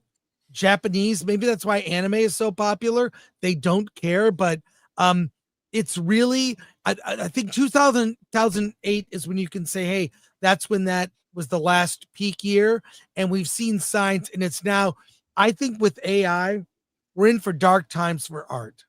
And having said that, I think some indie filmmakers will be able to build some huge Hollywood-like franchise. Oh, yeah. Using AI as a tool to be competitive with Hollywood. It's another nail in the coffin. I think AI will be used by Hollywood in all the wrong ways. And indies are the best chance for AI to be used in a way that will be an expression of true creativity. So I have a nuanced take on that. So, well, Chris, maybe Damon Packard, it's his final time to shine. Yes, he's been this crazy guy on the fringes of Hollywood. He's the one on the forefront doing movies with AI. He's going to be the first person to he'll be the David Lynch of the AI era. It took a long time for him, but maybe he's finally reached where he's supposed to be. Yeah. Let's go to comments because there are a lot on this topic and others. And while we go to that, Rob, I have to share something with you. I picked this up at the recent Rose Bowl swap meet. I'm gonna go full screen me, if you would. Wow, and is that an original? Is that a first printing? It seems to be. It looks like a first printing. Plastic. Yeah, it's 68. Oh God, it's missing some pages in the front, but man, this is great. No, here it is. Yeah, it's great. Yeah, 68. Yeah, that's the first printing. And then I've never seen this. I'm a STTMP fan. I never have seen this. It's a record. Yeah, is that Power Records? And it comes with a dinosaur blanket. It's Peter Pan Records. Oh, okay, Peter. Yeah. Look at the back. Look at that. You go. And it's a record of new Star Trek adventures on the dinosaur planet, but it's the Star Trek the motion picture costumes. Wow, I've never even seen that. I've never seen this. No. All right. I should have bought the set. There were two. I should have bought them both. Next time I go to the Rose Bowl, I'll get that. But let's go to Soups here. Thanks for your patience, everyone. Yeah, I used to defend AI until I saw Gary and Az making out, and it just doesn't even look like AI. It looks real, and we've gone too far. But Larry and Jihad needs to happen right now. Way too far. AI has its place. Yes. It's terrifying. Logan Missiak for 5. Does anyone know why Zack Snyder keeps posting? Yeah, we talked about this. Yeah, sorry about that. Mr. Z, shout out. Can we remember? Thank you, Mr. Z. Mr. Z also, iPhone hypothesis is excellent, IMO. And what Robert said about Ariament? What? About Ariament? I don't know. Whatever you said, Robert, he agrees with. Okay, thank you. Streaming. Okay, thank you. Mr. Z499 streaming. And social media, which is iPhones. Yes. Jay for 5. Happy birthday, Robert. Happy birthday. I don't need science to tell me that women drive men to an early grave. Logan again for another 2. Gosh, bring back Blockbuster. Bring Blockbuster back already. Well, that's Blockbuster. Okay, I was not a big fan of Blockbuster because they wouldn't carry NC-17 movies. Blockbuster to me was like the McDonald's of movie rental. I went to individual privately owned rental stores. I worked at Thomas Video in Royal Oak, Michigan when I was a kid in high school through college. And I loved I went to a store called Laser Library on Green Street in Pasadena. Made a very good friend there, Anthony Miele. Part of the going to an old, like a Blockbuster or a small privately owned video store, it's the communal experience. It's random access. You're seeing how they displayed things. It's talking to people in the stores that know about movies. And what I loved even about like the ArcLight, people who worked at the ArcLight cinemas in Hollywood, they've got to bring back the dome somehow. They would wear name tags, have their name and list a favorite movie. And it was a point of conversation. It's the death of in-person experiences. Rewind. It's video stores, it's roller rinks, it's movie palaces, it's where we would go and experience things together. And this has all been made worse since 2008 with social media. It's where you see people that when you look at the conduct of some of the people at this No Kings protest, I just saw some horrific and ignorant ways of acting that I should stop being surprised, but it's really not shocking anymore. But more than that, it's sad. But yeah, bring Blockbuster. And when we saw Roofman, Toys R Us, dude, I was there once a week getting diapers, but also I'd be in the action figure aisle, the video game area, that in-person thing doesn't exist. But when I went to Laser Library, and wow, I'm going off. I would also like to thank one of those early VHS rental places, because the first time I ever saw full everything on a woman, I was a kid, and like behind them there was a little bit of a curtain. It was kind of ajar, and there was all these movies. I was like, no. Yeah, God bless them. Laser Library. Your I'd life go has there. changed right then and there. I'd go there Very to rent different. a couple movies, but then Rob, I know you've done this too. You went somewhere else. Dave's Laser. Yeah, you go to Dave's Laser or I've been there. Laser Blazer over on Pico, and then Ken Crane's. Yeah, and if you collected laser discs, you were a cinephile. You just were. So I would go to Laser Library on Green Street, go there to rent or buy some stuff. I'd go there, to pick them up, but I'd stay for 3 hours and have a long conversation that devolved into sometimes an argument. Other customers would sit and watch me and the clerk Anthony talk for hours about this shit. And there was a pizza place next door, Tarantino's Pizza. No relation. Anyways, yes, in-person experiences, and there's talk of bringing Toys R Us back. Look it up. Matthew Hammond on the Rumble side for 2. Did TV series not replace movies as the storytelling medium in the 2000s? I think the quality was like right there with movies, and in many ways surpassed. I like to call it long form storytelling. The Wire and things like that. Yeah. Early That's on. interesting. I'm at the Newport Beach Film Festival last night. Saw a documentary on William Wyler, and he talked about Ben-Hur, making Ben-Hur, and the reason they made Ben-Hur is the reason why Ben-Hur was the big epic that it was because television was taking audiences away from theaters, and that they needed to create an event movie to bring people back to the theaters, and that's what Ben-Hur was. And now with the volume and AI when done it, they're going to be able to do it. Yeah. No, they spent a shitload of money on Ben-Hur. Cash Kester, member for 21 months. Hello. Hey, Cash, good to see you, man. Hope you got a cigarette in your mouth right now. Adrian for 10. October 1994. Pulp Fiction, Jurassic Park, Forrest Gump, Shawshank Redemption, and The Lion King, all in theaters at the same. That seems unfair. All in theaters at the same time. Can we honestly see something like that happening again? No. I don't see that. But this is why I think I'm going to see not this week, but next week. I have Back to the Future tickets, and I'm seeing the movie with my daughter in a theater. I cannot wait. For it. It is crazy that those all ended up. I would put them in like the greatest movies of all time, and they all fucking brought in the theater at the same time. Now it's like manufactured. Well, I guess Barbenheimer wasn't super manufactured, but Deadpool they and tried, Wolverine, right? and it ends with Fantastic us. They Four and Superman. They tried to do stuff like that. Now it's like very manufactured. You got 2 movies. Hopefully, people can jump on a bandwagon and go see both of those movies, and they'll try to, I don't know, combine the names together like shippers. It's weird. Jurassic Thank you, Gump. Adrian. Thank you. Forrest Gump got stuck off the aisle. New bar. Anyway. Darius for 10. The second story channel video titled How Modern Schools Make Terrible Writers explains how public schools changed how reading is taught in grade schools, destroying reading comprehension and writing comprehension for 40 years. Well, I'll say this. Phonics works.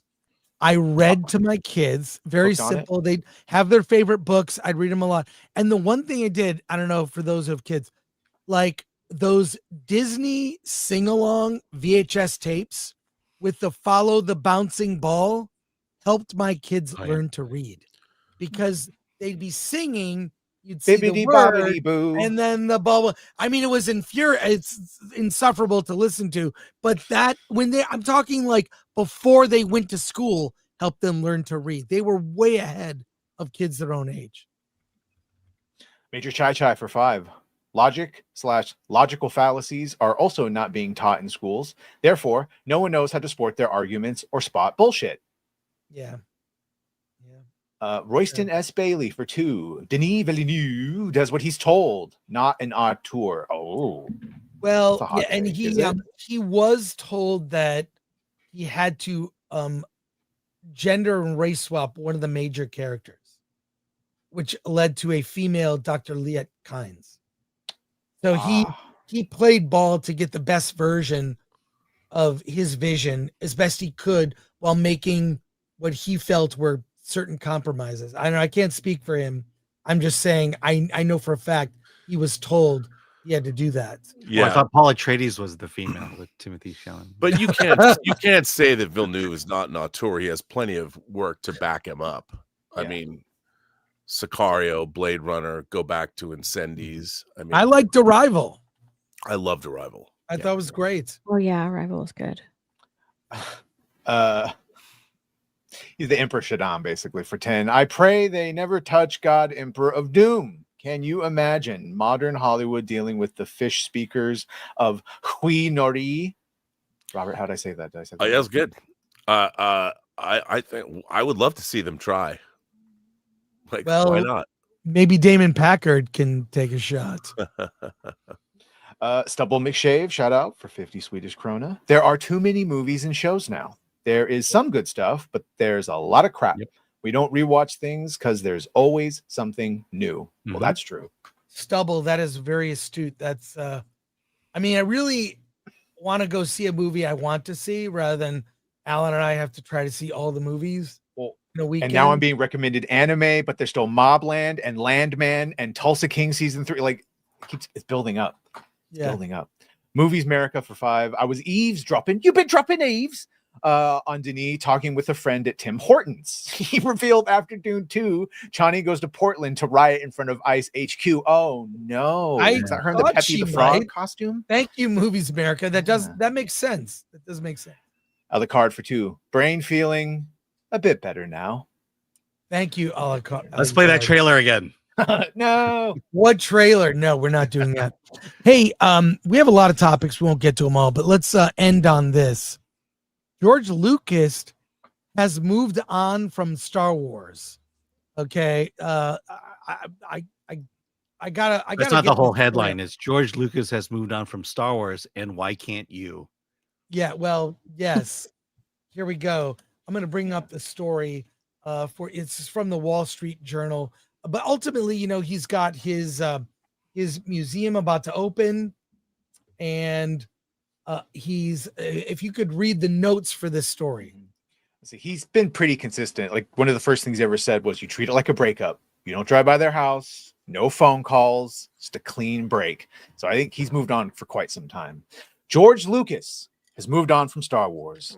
George Lucas's early Star Wars ideas were huge, but hard to understand on paper. Studio executives didn't see it until illustrator Ralph McQuarrie painted key scenes. Those visuals convinced 20th Century Fox to fund the movie. People can't understand what I'm talking about unless they've never seen it before. This formed Lucas's lifelong process. Dream big, hire great artists, make the impossible feel real.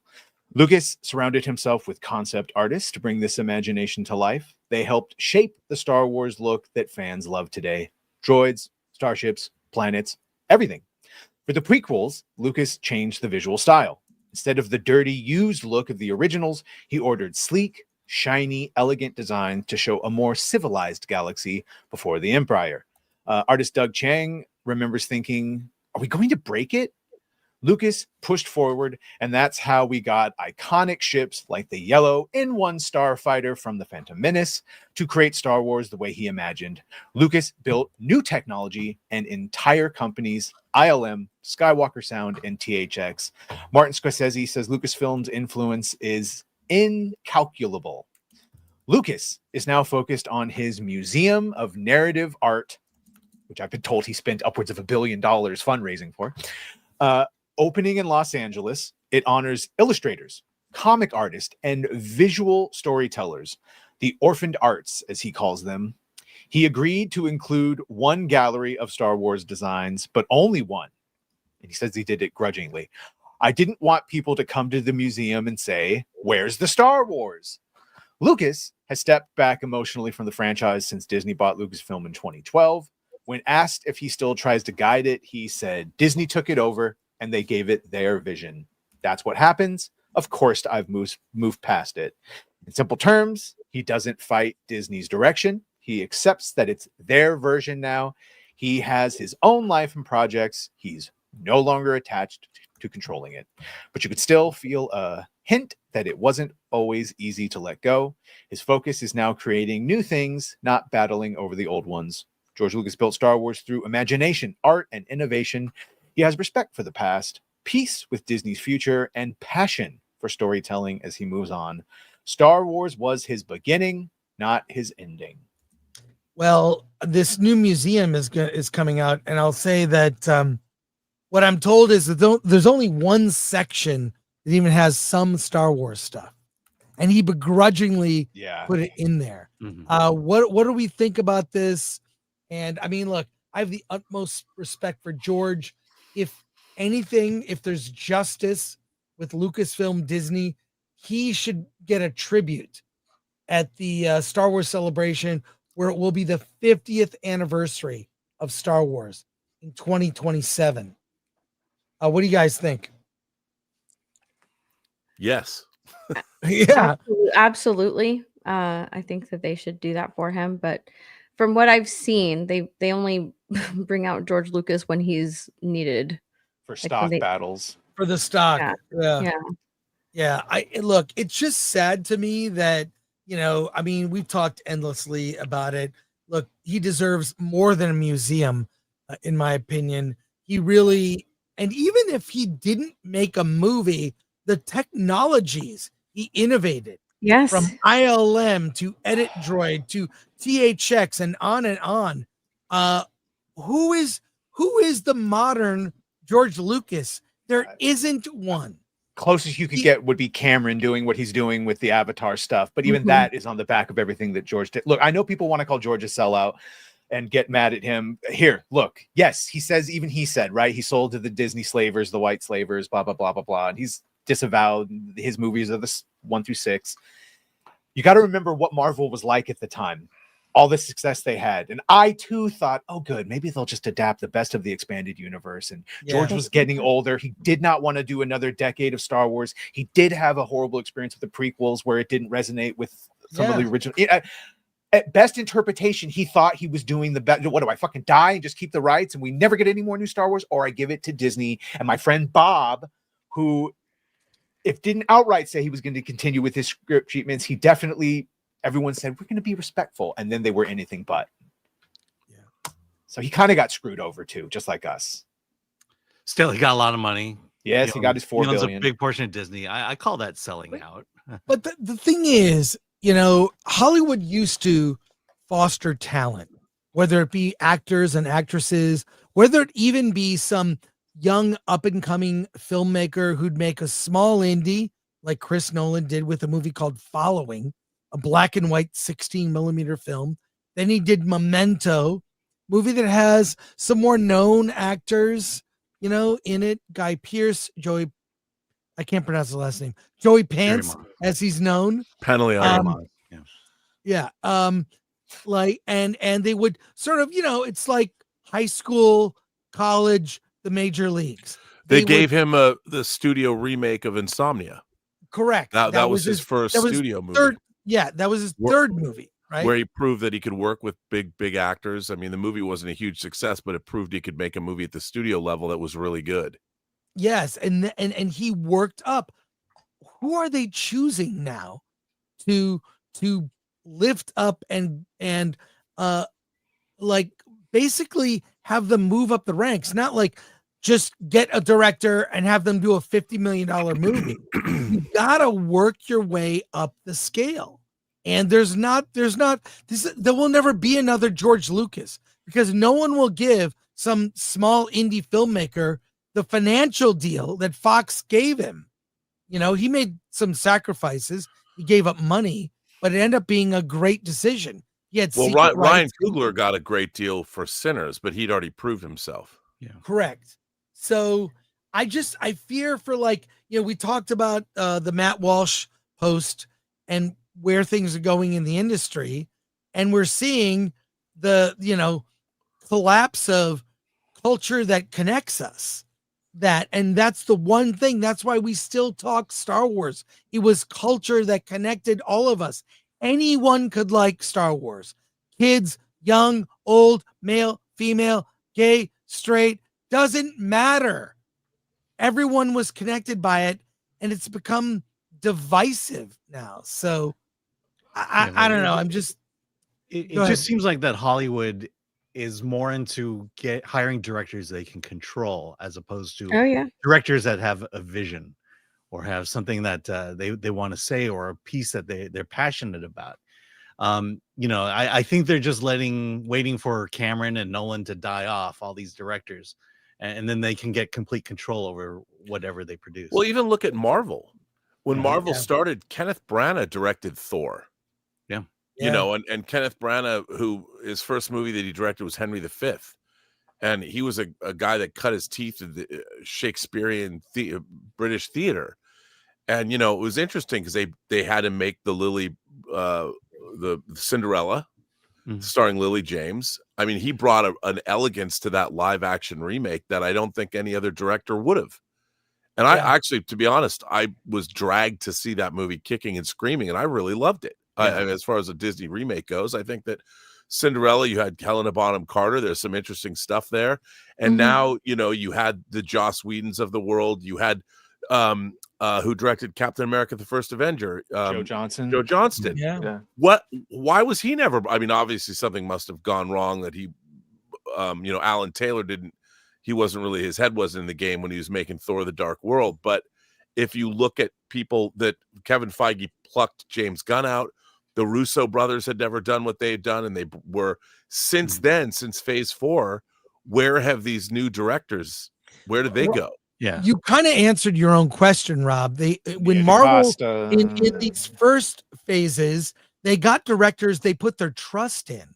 Yeah. Then they got directors they could control, as Alan pointed out. Even Sam Raimi, by the way. Controlled. How much did they edit, re-edit, cut, change Captain America: Brave New World or Thunderbolts? Or even Marvel. Fantastic In Marvel's, Four. Nia Costa wasn't even around when they did the final edits. She was off. Right. Movie. Yeah. She moved on and effed off, and good on She her. spoke about it later. It's just, I really feel it's corporations. It's corporations kill creativity. And Lucas, in the end, he left Hollywood. He didn't even want to be here. In Marin County, which, if you've been there, is a quaint, kind of small town.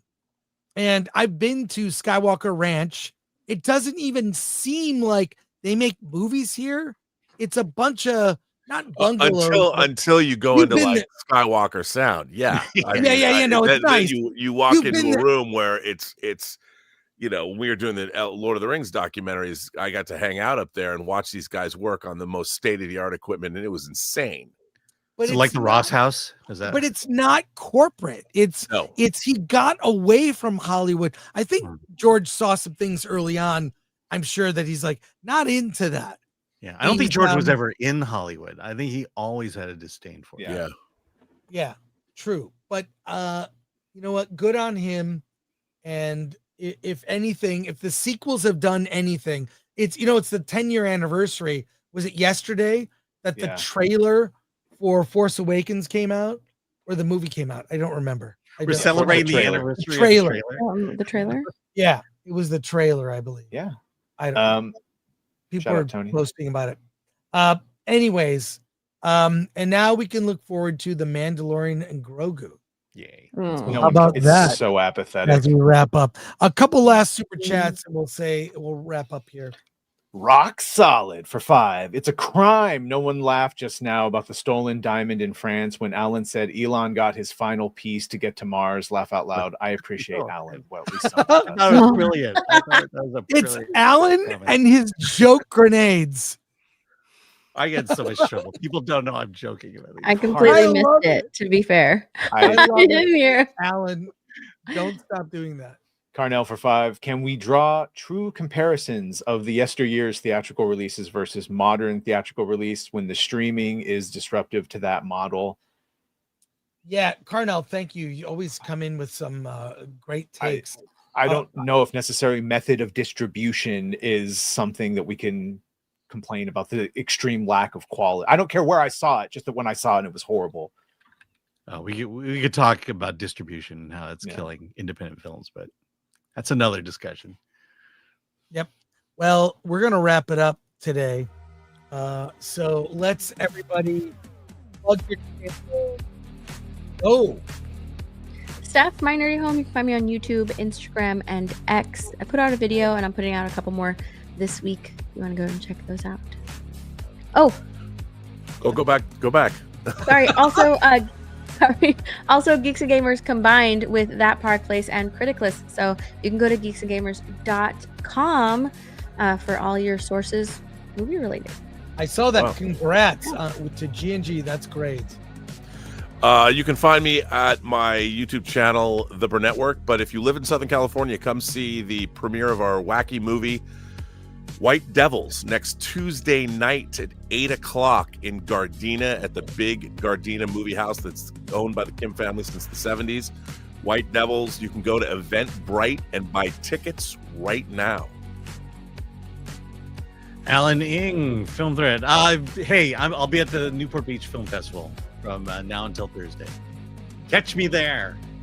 Catch him there. Catch me on Badgercast or outside, whichever one is first. So yeah, like 30 minutes Badgercast. We're talking about all the things, including, Zack Snyder got a lot of people upset just posting a picture. We'll taco about it. And thanks to our mods, Lord Thoth, MK Solid, Atomic Lori, Glenuccio, and thanks to you, everyone who sent in a soup and participated. We love chatting with you.